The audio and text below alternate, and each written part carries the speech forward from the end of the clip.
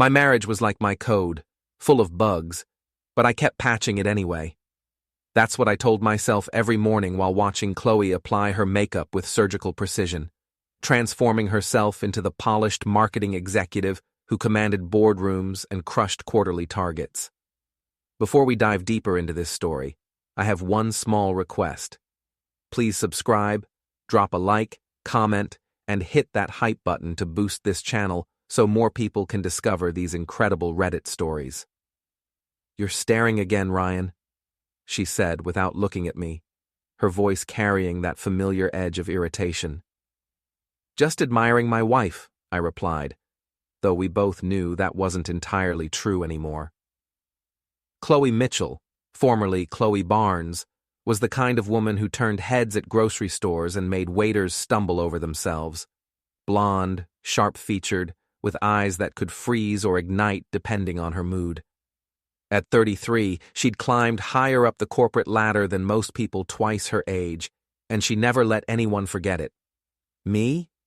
I was Ryan Mitchell, 36, software developer, and according to my wife's increasingly frequent comments, disappointingly ordinary. I wrote code for a mid-sized tech company, drove a reliable Honda, and preferred Netflix to networking events. In Chloe's world of power lunches and strategic partnerships, I was becoming invisible. "I'll be late tonight," she announced, snapping her compacts shut. "Client dinner." "Another one?" I asked, though I already knew the answer. Chloe had been having a lot of client dinners lately. "Which client?" "Henderson Marketing Group. They're considering a merger." She kissed my cheek with lips that tasted like expensive lipstick and lies. "Don't wait up." After she left, I sat in our pristine kitchen, surrounded by granite countertops and stainless steel appliances that screamed success. Everything in our Bellevue home was perfect, curated, and cold. Just like our marriage. My phone buzzed. A text from Trent, my college roommate, and one of the few people who still called me regularly. "Beer tonight? Sarah's working late." Trent Morrison was everything I wasn't. Confident, outgoing, and married to someone who actually seemed to enjoy his company. He'd been a cop for 12 years before switching to private investigation, claiming he got tired of arresting the same idiots over and over. "Can't. Chloe's working late, should probably stay home," I typed back. "When isn't she working late? Come on, man. You look like a ghost lately." He wasn't wrong. I caught my reflection in the kitchen window. Pale, thin, with dark circles under my eyes that made me look older than 36. When had I started looking so defeated? Fine. Murphy's Pub at 8. The rest of the day dragged. I worked from home, debugging a particularly stubborn piece of software while rain drummed against the windows. Seattle in October was gray and dreary, matching my mood perfectly. Around 6, I decided to surprise Chloe with dinner at her favorite restaurant. Maybe we could reconnect, talk about something other than her job or my apparent shortcomings. I called Giovanni's and made a reservation, then drove to her office building downtown. The elevator to the 15th floor felt like ascending to another world, Chloe's world of glass offices and expensive suits. The receptionist, a young woman named Ashley, who always seemed nervous around me, looked surprised to see me. "Oh, hi, Mr. Mitchell. Chloe's not here." She said she had a client dinner. I thought I'd catch her before she left. Ashley's face went pale. She left around 3. Said she was done for the day." My stomach dropped. "Done for the day? But she told me, maybe she went to prepare for the dinner?" Ashley suggested weakly, but her eyes wouldn't meet mine. I thanked her and left, my mind racing. Where was my wife if not at work? And why had she lied about when she was leaving? Instead of going home, I drove aimlessly through the city, ending up at Murphy's Pub an hour early. Trent was already there, nursing a beer and reading something on his phone. "You look like hell," he said when I slumped into the booth across from him. "Thanks. Really what I needed to hear." "What's going on? And don't say nothing. I've seen that look before, usually right before someone hires me to follow their spouse." I told him about the office visit, about Ashley's nervous reaction, about the increasing frequency of Chloe's late nights. Trent listened without interruption, his cop instincts engaged. "How long has this been going on?" he asked. "The late nights? About 3 months. But she's been different for longer than that. Distant, critical, like she's already checked out of our marriage." "Any specific incidents? Phone calls, messages, unexplained expenses?" I thought about it. "She's been getting a lot of texts lately. Always steps out to take calls. And last month I found a hotel key card in her purse when I was looking for gum. She said it was from a business trip, but she hadn't traveled anywhere." Trent leaned back, studying me. "Ryan, I'm going to ask you something as your friend.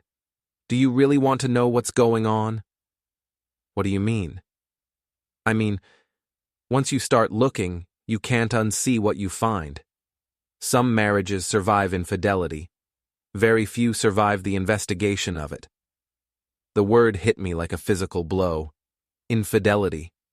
I'd been dancing around it in my mind, but hearing it spoken aloud made it real. "I need to know," I said quietly. "Okay. But we do this right. Legal, documented, admissible in court if it comes to that. No breaking and entering, no hacking, no vigilante bullshit. Just facts." We shook hands across the table, and I felt something shift inside me. For the first time in months, I wasn't just reacting to Chloe's behavior. I was taking action. When I got home around 10, Chloe was already there, wearing silk pajamas and reading a magazine in bed. "How was the client dinner?" I asked. "Productive. Henderson's definitely interested in the merger." She didn't look up from her magazine. "How was your evening?" "Quiet. Just worked on some code." She nodded absently, already losing interest. I went to brush my teeth, and when I came back, she was asleep, or pretending to be. I lay in the dark next to my wife, listening to her breathe, and wondered how long she'd been lying to me. More importantly, I wondered what I was going to do about it. The next morning brought the first real crack in Chloe's perfect facade. I woke up to the sound of Chloe throwing up in our ensuite bathroom. She'd been fighting what she called a stomach bug for the past week, though she seemed remarkably functional between bouts of nausea. "You okay?" I called through the door. "Fine," she gasped. "Must be something I ate." When she emerged, pale and shaky, I suggested she see a doctor. "It's nothing," she snapped. "Just stress from work." But over breakfast, I noticed her pushing eggs around her plate without eating them, and she'd switched from coffee to ginger tea. Little details that individually meant nothing. Together, they painted a picture I wasn't ready to see. That afternoon, while Chloe was at another client meeting, I decided to do some housekeeping. We had a cleaning service, but I liked to tidy up beforehand. Old habit from my bachelor days. In the master bathroom trash, buried under tissues and cotton balls, I found it. A small cardboard box, crumpled but still readable. First response pregnancy test. My hands shook as I smoothed out the packaging. The test itself was gone, but the box was evidence enough. I sat on the edge of our bed, staring at the cardboard and trying to make sense of it. Chloe was pregnant, or thought she might be, and she hadn't told me. Why would she keep this secret? Unless... I pulled out my phone and called Trent. "I need you to start that investigation," I said without preamble. "What happened?" I told him about the pregnancy test box. There was silence on the other end. "Ryan," Trent said carefully, "when was the last time you and Chloe were intimate?" I had to think about it. Really think. Maybe 2 months ago? She's been saying she's too tired, too stressed. And before that? Sporadic. Maybe once a month for the past 6 months. More silence. Then, "I'll start surveillance tomorrow. In the meantime, don't confront her. Don't change your behavior. Act normal." Normal. Right. Like there was anything normal about finding out your wife might be pregnant with another man's child. That evening, Chloe came home with flowers, expensive orchids from the fancy florist downtown. "What's the occasion?" I asked. "Do I need an occasion to buy flowers for our home?" She arranged them in a crystal vase with unnecessary precision. I thought they'd brighten up the living room. She was nervous. I could see it in the way she fussed with the flowers, adjusting and readjusting them. Chloe was many things, but nervous wasn't usually one of them. "They're beautiful," I said. "How was your day?" "Good, busy. The Henderson deal is moving forward." She paused, then added, "I might need to travel more in the coming weeks. Client presentations, site visits." "Where?" "Portland, maybe Vancouver. I'll know more tomorrow." More lies. I could see them forming behind her eyes, each one carefully constructed and delivered with practiced ease. We ate dinner in relative silence, Chloe picking at her food while I watched her covertly. She'd always been slender, but now I noticed a slight fullness to her face, a glow that had nothing to do with expensive skincare.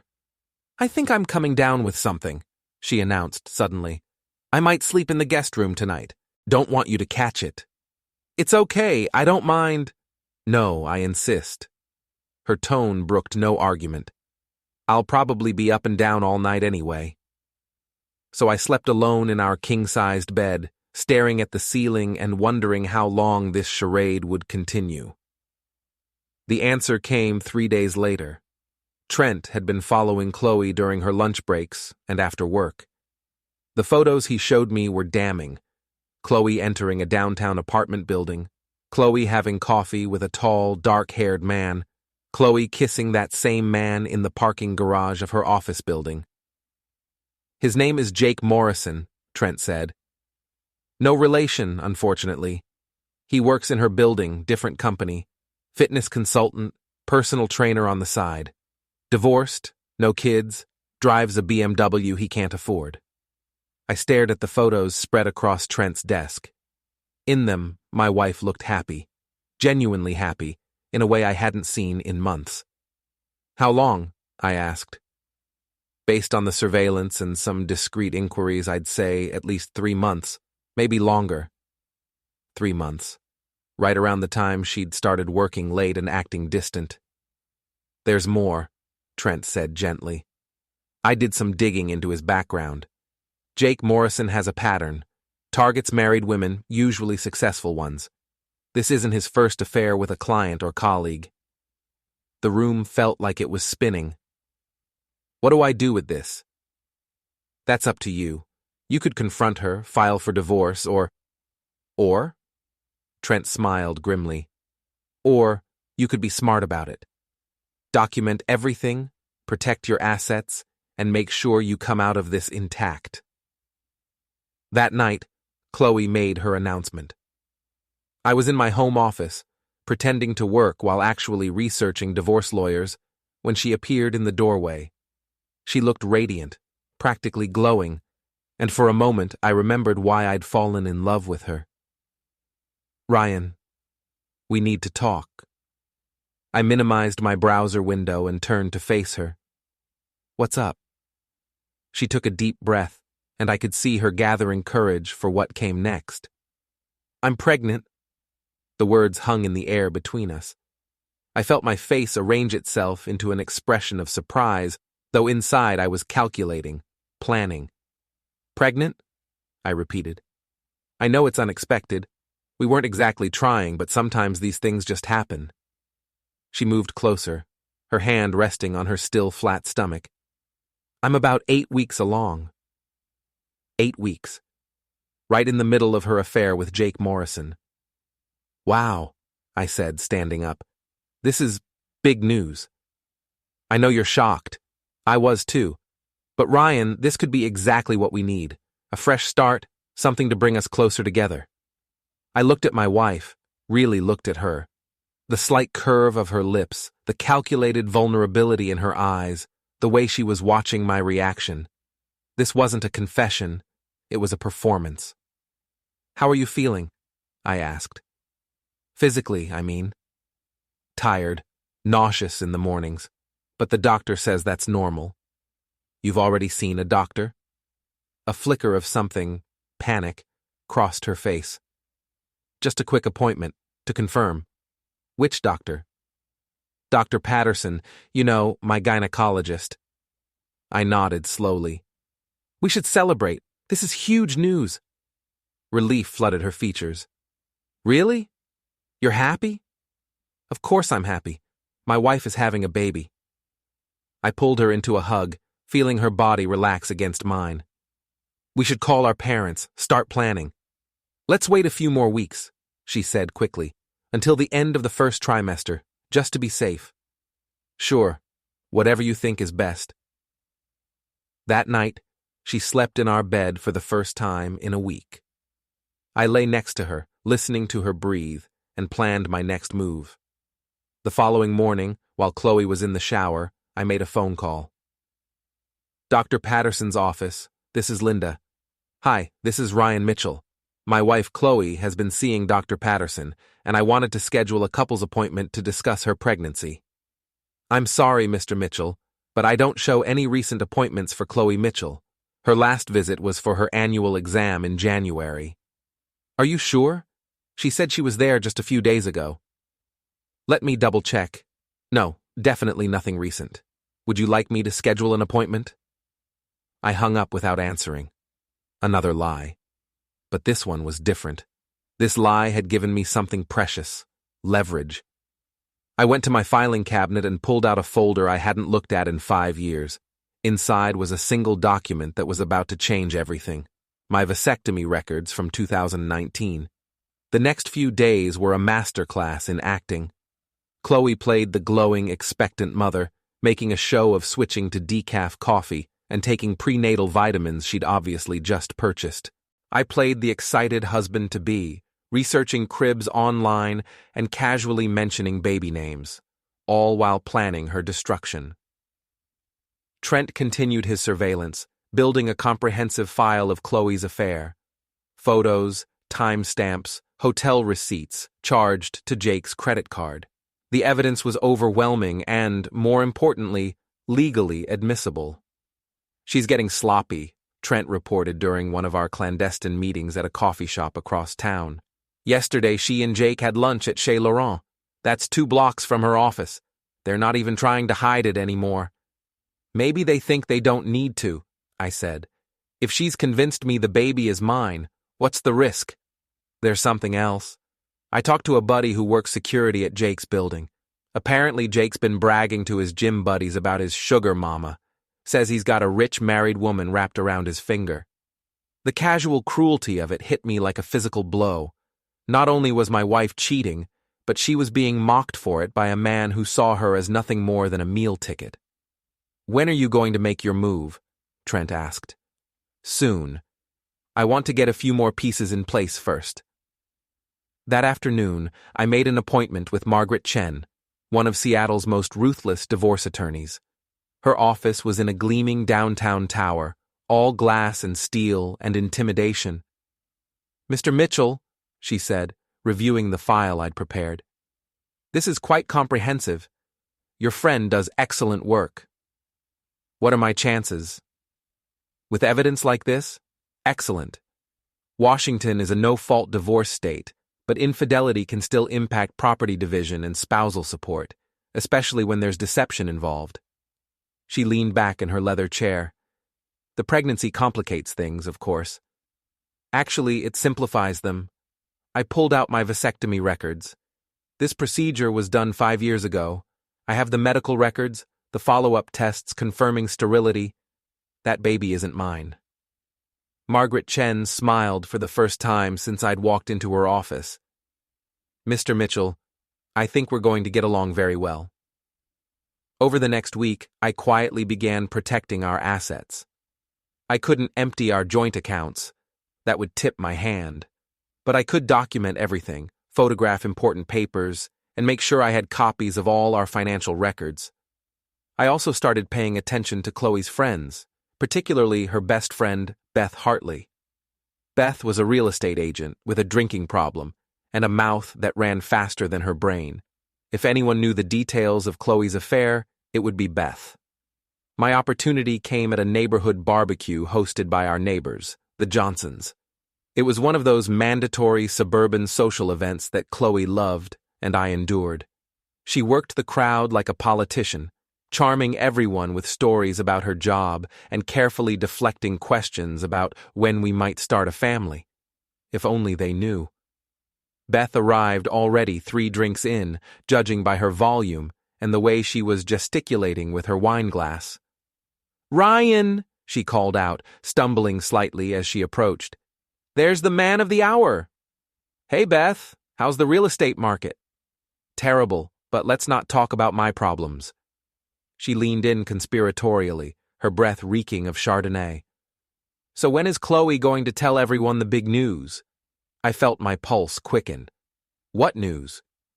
"Oh, come on. You think I don't notice things? The ginger tea, the way she's been glowing, the mysterious doctor appointments?" Beth winked sloppily. "Your secret's safe with me." "What doctor appointments?" Beth's expression flickered with uncertainty.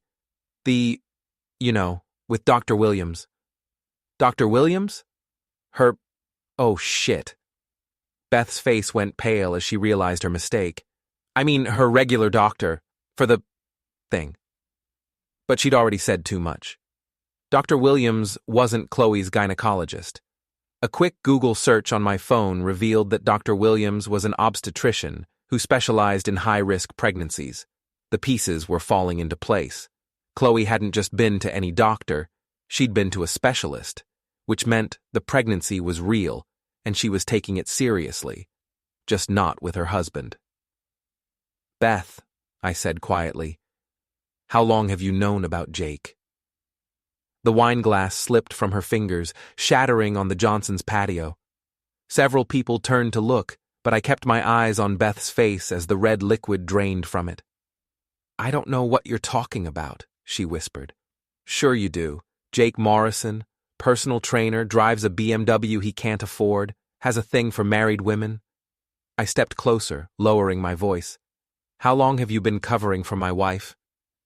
Beth looked around desperately, as if searching for an escape route. "Ryan, How long, Beth?" 4 months, she said finally. "Maybe 5, but it's not what you think." "It's exactly what I think. My wife is having an affair, she's pregnant with his child, and you've been helping her lie to me." "She was going to tell you." "When? After the baby was born? After I'd spent 9 months playing the proud father?" Beth started crying then, mascara running down her cheeks in black streams. "She said you two were having problems, that you were distant and cold. She said the marriage was already over. So that made it okay?" "No, God, no. I told her to talk to you, to try counseling, but she said it was too late, that she'd found someone who made her happy." I felt something cold and hard settle in my chest. "Did she say she loved him?" Beth nodded miserably. "She said Jake was everything you weren't. Exciting, passionate, spontaneous." "And rich?" "What? Did she mention that Jake's been bragging about his sugar mama to his gym buddies? That he's been telling people he's got a rich married woman paying his bills?" Beth's tears stopped. "That's not..." "She said he loved her." "I'm sure she did." I pulled out my phone and showed her one of Trent's photos, Jake kissing another woman outside a restaurant. "This was taken yesterday. Recognize her?" Beth stared at the photo, her face cycling through confusion, recognition, and finally horror. "That's Amanda from the gym. She's married too." "Looks like Jake has a type." I left Beth standing there with the shattered wine glass at her feet and went to find my wife. She was by the pool, laughing at something one of the neighbors had said, her hand resting protectively on her stomach. "Chloe," I called out, "can I talk to you for a minute?" She excused herself from the group and walked over, still smiling. "What's up? You look serious." "We need to go home, now." "Why, we just got here." "Because I know about Jake." The smile died on her face. For a moment, she looked exactly like what she was, a woman caught in a lie. "I don't know what you're talking about," she said, but her voice lacked conviction. Dr. Williams, the BMW, the apartment on Pine Street. I watched her face crumble with each revelation. Should I go on? Ryan, please. Not here. Why not? Isn't this where you wanted to debut our happy news? The pregnancy announcement that would make everyone think we're the perfect couple? Stop it. The only problem is I had a vasectomy 5 years ago. Remember? You were there. You drove me home from the clinic. Chloe's face went white. Around us, the party continued, but I could see people starting to notice our tense conversation. We'll talk about this at home, she hissed. No, we'll talk about it now, in front of all our friends and neighbors, the same people you were planning to lie to for the next 7 months. Ryan, please. Tell them, Chloe. Tell them whose baby you're really carrying. She looked around desperately, seeing the curious faces, the people pretending not to listen while hanging on every word. I can't, she whispered. Then I will. I raised my voice, addressing the entire party. Everyone, I have an announcement. My wife is pregnant. Unfortunately, it's not my child, since I had a vasectomy 5 years ago, but I'm sure Jake Morrison will make a wonderful father. The silence that followed was deafening. Chloe made a sound like a wounded animal and ran toward the house. I followed, leaving behind a yard full of shocked faces and whispered conversations. I caught up with her in the Johnsons' kitchen, where she was leaning against the counter, sobbing. How could you do that to me? She gasped. In front of everyone? How could I do that to you? I laughed, and even I could hear the edge of hysteria in it. Chloe, you've been lying to me for months. You're pregnant with another man's child and you tried to pass it off as mine. And you're asking how I could embarrass you? It's not what you think. It's exactly what I think. You've been having an affair with Jake Morrison. You got pregnant. And instead of being honest with me, you decided to make me the unwitting father. She straightened up, and I saw a flash of the old Chloe, the one who never backed down from a fight. Fine. Yes, I'm having an affair. Yes, the baby is Jake's. But you want to know why? Her voice rose with each word. Because you checked out of our marriage years ago. You're boring, Ryan. Predictable. You come home, you write your little computer programs, you watch Netflix. When was the last time you surprised me? When was the last time you made me feel desired? So you decided to find that somewhere else. I decided to find happiness somewhere else. And I did. Jake makes me feel alive in a way you never have. Jake's been cheating on you too. That stopped her cold. What? I showed her the photo Trent had taken. Amanda from the gym. He's been seeing her the whole time he's been seeing you. You're not the only married woman in his life, Chloe. You're just the richest. She stared at the photo for a long moment, then handed my phone back. You're lying. Am I? Call him. Ask him about Amanda. Ask him about the things he's been saying about his sugar mama at the gym. He wouldn't. He would, and he did. Face it, Chloe. You're not the love of his life. You're a paycheck with benefits. She slapped me then, hard enough to leave a mark. You bastard. I'm the bastard. I'm not the one who's been lying for months. I want a divorce. Good. I've already filed the papers. That hit her like a physical blow. You... what? I filed for divorce 3 days ago, citing adultery and fraud. My lawyer says I have an excellent case. You can't prove anything. I pulled out my phone and scrolled through the photos Trent had taken. Hotel receipts, credit card records, surveillance photos, testimony from witnesses. I paused, including Beth, who's been covering for you this whole time. Chloe sank into a kitchen chair, the fight going out of her. What do you want? I want you out of my house, tonight. I want you to stop lying to our friends and family. And I want you to face the consequences of what you've done. And if I don't? I smiled, and I could see my expression reflected in her eyes, cold, calculating, nothing like the man she'd married. Then I make your life very, very difficult. I have evidence of your affair, proof that you tried to commit paternity fraud, and documentation of your lies. I can make sure everyone you work with knows exactly what kind of person you are. You wouldn't. Try me. She stared at me for a long moment, and I could see her weighing her options. Finally, she stood up. I'll need time to pack. You have 2 hours. I'll be back at 9. If you're still there, I'm calling the police and having you removed for trespassing. This is my house, too. Not anymore. Check the papers. I'm claiming the house as separate property, purchased before our marriage with my inheritance from my grandmother. You never contributed to the mortgage or maintenance. It was true. I'd bought the house 2 years before we met, using money my grandmother had left me. Chloe had moved in after our wedding, but she'd never paid a dime toward the mortgage. You've thought of everything, haven't you? She said bitterly. I had to. You certainly weren't going to be honest with me. She walked toward the door, then turned back. You know what the funny thing is, Ryan? I actually felt guilty about this. I thought maybe we could work things out, find a way to be happy together. And now? Now I realize I never knew you at all. The man I married would never have humiliated me like that. The woman I married would never have cheated on me and tried to pass off another man's child as mine. I guess we're both full of surprises. She left then, and I stood alone in the Johnsons' kitchen, listening to the muted sounds of the party outside. Through the window, I could see people clustered in small groups, no doubt dissecting what they'd just witnessed. My phone buzzed. A text from Trent. Saw the show. You okay? Better than I've been in months, I typed back. And for the first time in a long time, that was actually true. I gave Chloe 3 hours instead of 2. When I returned home at 10 p.m., her car was gone and half our belongings with it. She'd taken her clothes, her jewelry, and several pieces of furniture that had been wedding gifts.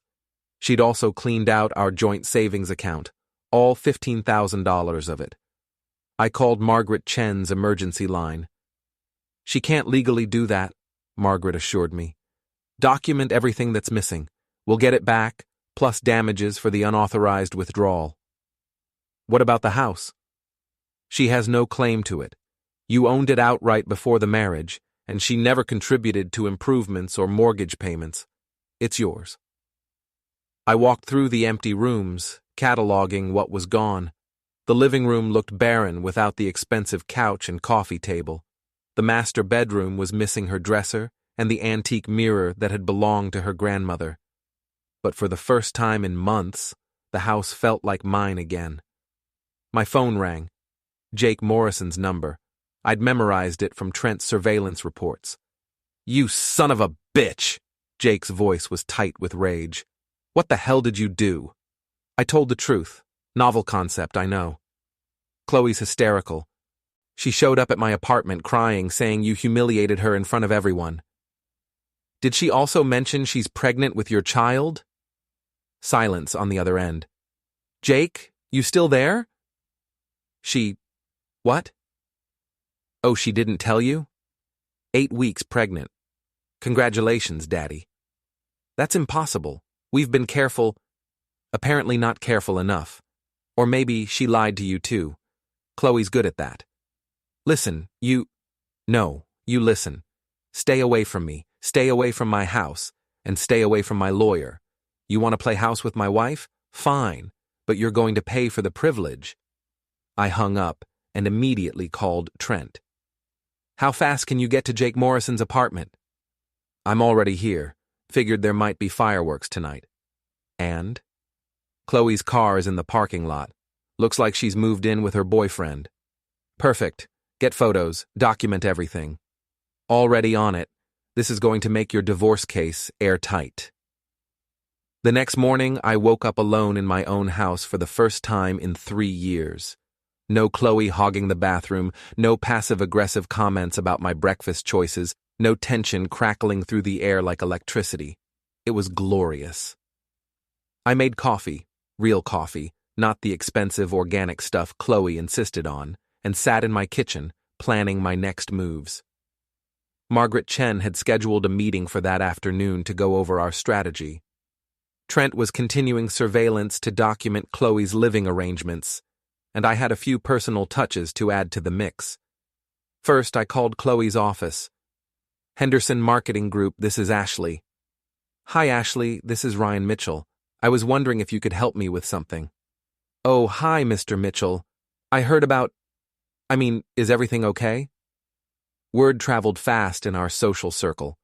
By now, half of Seattle probably knew about our very public separation. That's actually why I'm calling. Chloe left some important documents at home, medical records, insurance information. I want to make sure she gets them, but I don't have her new address. I'm not supposed to give out personal information. Of course not. Could you just let her know I have the papers? She can call me to arrange pickup. Actually, Mr. Mitchell, Chloe called in sick today. And yesterday. She might be out for the rest of the week. Interesting. Is she okay? I think she's just dealing with some personal issues. Right. Well, if you talk to her, please let her know I called. Next, I called our mutual friends, the Johnsons, the Patels, the Williamses. I didn't gossip or badmouth Chloe. I didn't need to. I simply confirmed what they'd already witnessed and let them draw their own conclusions. I'm sorry you had to find out that way, I told Susan Johnson. I was hoping we could work things out privately. Ryan, I'm so sorry. We had no idea Chloe was… you two seemed happy. We were good at pretending, but I couldn't keep pretending after I found out about the pregnancy. The baby isn't yours? No. I had a vasectomy 5 years ago. Chloe knew that when she tried to pass the child off as mine. The sharp intake of breath on the other end told me everything I needed to know. By evening, everyone in our social circle would know the full story. My phone buzzed with a text from an unknown number. We need to talk. See. I ignored it. Another text. Ryan, please. I know you're angry, but we need to discuss this like adults. I deleted it without responding. A third text. I'm coming to the house tonight. We need to work this out. This one I answered. The locks have been changed. You're not welcome here. All communication goes through my lawyer. My phone rang immediately. Chloe's number. Ryan, please pick up. I know you're there. I let it go to voicemail. Then I listened to the message. This is ridiculous. We're married. You can't just lock me out of my own house. I don't care what your lawyer says. That's my home too. I'm coming over tonight whether you like it or not. I forwarded the voicemail to Margaret Chen with a note. Evidence of harassment and threats of trespassing. Her response was immediate. Perfect. We'll add this to the file. At 6 p.m., I ordered pizza and settled in to watch Netflix. At 7:30, a car pulled into my driveway. Through the window, I saw Chloe get out of Jake's BMW, march up to the front door, and try her key. When it didn't work, she began pounding on the door. Ryan, open up. We need to talk. I turned up the volume on the TV. I know you're in there. Your car is in the garage. I had my phone ready, recording everything. This is my house too. You can't lock me out. After 10 minutes of shouting and pounding, she gave up and returned to the car. But instead of leaving, Jake got out and approached the door. Mitchell, open the door. Be a man and face what you've done. I called 911. I'd like to report a trespassing incident. My estranged wife and her boyfriend are on my property, refusing to leave and making threats. The police arrived within 15 minutes. I watched from my living room window as they spoke with Chloe and Jake, then approached my door. Mr. Mitchell, I'm Officer Rodriguez. We need to ask you a few questions. I opened the door, keeping the chain lock engaged. What can I help you with, officer? Your wife says you've illegally locked her out of her own home. My estranged wife. We're separated and divorce proceedings have begun. This house is my separate property, purchased before our marriage. She moved out yesterday, and I changed the locks for security reasons. Do you have documentation of ownership? I handed him copies of the deed, mortgage papers, and divorce filing through the crack in the door. He reviewed them with his flashlight. Everything looks in order, Mrs. Mitchell, you'll need to arrange property retrieval through your attorney. You can't just show up here demanding entry. But it's my home. Ma'am, according to these documents, your name isn't on the deed or mortgage. Legally, this is Mr. Mitchell's residence. I watched through the window as they drove away, Chloe gesticulating angrily in the passenger seat of Jake's BMW. My phone buzzed with another text. This isn't over. I forwarded that to Margaret Chen, too. The next morning brought a surprise visitor. Beth Hartley stood on my doorstep, looking like she hadn't slept in days. Can I come in? She asked. Please? I need to talk to you. Against my better judgment, I let her into the kitchen. I'm sorry, she said without preamble. I'm so sorry, Ryan. I should have told you about the affair months ago. Why didn't you? Because Chloe's my best friend, was my best friend, and she convinced me that your marriage was already over, that you were just going through the motions. Did you believe that? Beth looked around the kitchen, at the coffee maker I'd bought myself, the mismatched dishes that were mine before Chloe moved in, the comfortable chaos that Chloe had always tried to organize out of existence. Honestly, no. You two had problems. But what couple doesn't? I think she was looking for an excuse to justify what she was doing. So why are you here, Beth? Because she's been calling me non-stop since Sunday night, crying, raging, blaming everyone but herself, and I finally realized that I don't like the person she's become. What do you mean? The Chloe I knew in college was ambitious but kind, driven but fair. This version of her, she's calculating, manipulative. She actually asked me to lie for her in court, to say that you were abusive or neglectful. And will you? No. God, no. Ryan, you're not perfect, but you're a good man. You didn't deserve this. I poured her a cup of coffee and sat down across from her. What's she saying about Jake? Beth's expression darkened. That's the other thing. She found out about his other girlfriend, Amanda. When she confronted him, he basically told her she was naive if she thought she was his only side piece. Ouch. It gets worse. Apparently, he's been using her credit card for his car payments. She just found out yesterday when she tried to pay for groceries and the card was declined. So her fairy tale romance isn't quite what she thought. Not even close. But instead of admitting she made a mistake, she's doubling down. Blaming you for ruining her happiness, blaming me for not supporting her enough, blaming Jake for being dishonest. Everyone but herself. Exactly. Beth took a sip of coffee and grimaced. God, this is awful. What is this, generic brand? Despite everything, I laughed. Yeah, well, I'm economizing. Divorce is expensive. Ryan, there's something else you should know. Chloe's been talking to people at work, trying to get them to take her side. She's telling everyone that you're vindictive and cruel, that you publicly humiliated her out of spite. Is it working? With some people.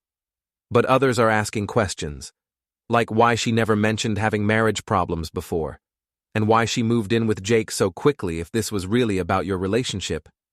What about her job? That's complicated. Her boss is not happy about the drama. Apparently, some clients heard about the situation and are asking questions about her judgment and professionalism. I felt a brief stab of something that might have been sympathy. Despite everything, I didn't want Chloe to lose her career. That's unfortunate. Is it, though? Ryan, she brought this on herself. All of it. The affair, the lies, the public scene. Those were her choices. Beth was right, of course. But there was a difference between understanding that intellectually and feeling it emotionally. What happens now? I asked. Now? Now you move on with your life. And I figure out how to live with the fact that my best friend turned into someone I don't recognize. After Beth left, I sat in my quiet house and thought about the past week. 7 days ago, I'd been living a lie, married to a woman who was systematically betraying me. Now, I was alone, but I was free. My phone rang. Margaret Chen.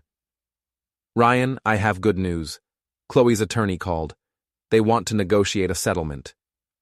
Already? Apparently, your wife is eager to avoid a protracted court battle, especially one that would involve public testimony about her affair and the paternity fraud. What are they offering?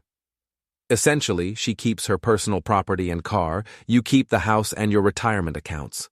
No spousal support in either direction. She's also willing to sign a non-disclosure agreement about the marriage and divorce.